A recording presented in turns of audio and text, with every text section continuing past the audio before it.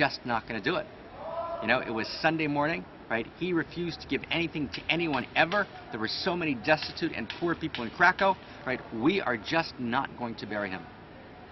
And so a day goes by, and 2 days, and 3 days, and it's now Wednesday, and someone in town kind of feels terrible, and he steals into the funeral parlor and takes Yasula's body by himself and, buries him, someplace, in the corner of the cemetery, with an unknown, unmarked gravestone, right?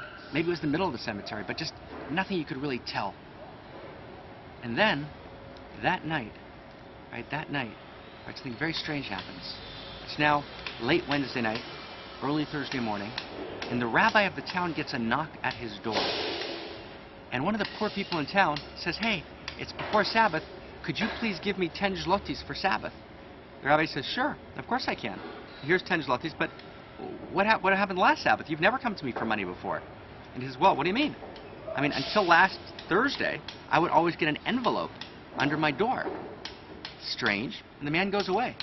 And then, a few minutes later, there's another knock on his door, and another poor person in Krakow says, "Could you please lend me 20 zloty for Sabbath?